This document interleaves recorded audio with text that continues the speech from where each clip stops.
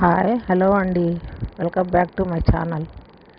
ఈరోజు రెసిపీ జొన్న జావా అండి. జొన్న పిండితో జావ సూప్ చేస్తున్నాను, చూసేయండి ఒకసారి. స్టవ్ వెలిగించి గిన్నె పెట్టుకున్నానండి. గిన్నె పెట్టుకొని 1 స్పూన్ ఆయిల్ వేసుకున్నాను. తర్వాత 2 రెబ్బలు సన్నగా కోసి పెట్టుకున్నాను వెల్లుల్లి వేసాను. ముందుగా వెల్లుల్లి కొంచెం సెగ తగిలిన తర్వాత బీనిస్ కాయలండి, 4 బీనిస్ కాయలు వాష్ చేసి సన్నగా కోసి పెట్టుకున్నాను. ఒక క్యారెట్ సన్నగా ముక్కలు కోసి పెట్టాను. స్వీట్ కార్న్ సగం ముక్క గింజలు తీసి పెట్టానండి. మొత్తం కలిపి ఫ్రై చేస్తున్నాను. కొంచెం సేపు ఒక నిమిషం పాటు ఫ్రై చేసిన తర్వాత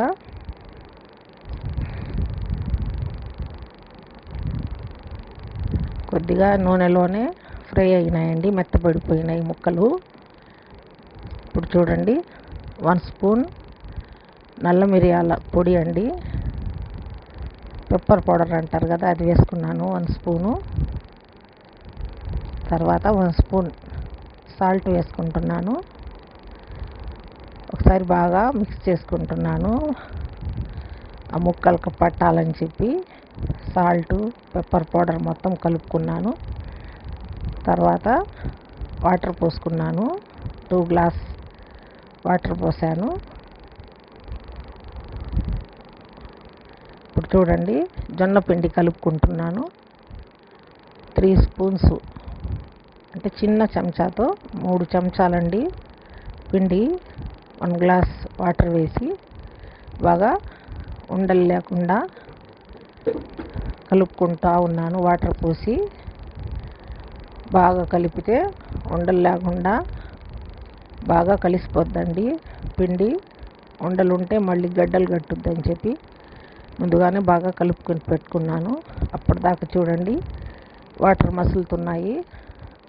ఇప్పుడు మసలే వాటర్లో ఆ ముక్కలు కూడా, వెజిటేబుల్ ముక్కలు కూడా ఉడికిపోయినాయి బాగా. ఇప్పుడు కలిపిన జొన్న పిండి వేసుకుంటున్నాను.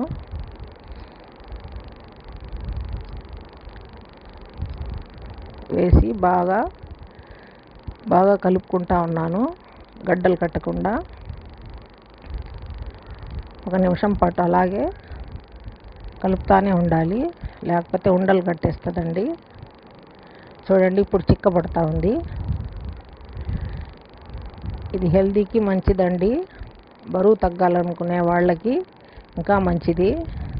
ఈ జావా జొన్న పిండితో సూప్ అండి, సూప్ లాగా చేసుకోవచ్చు.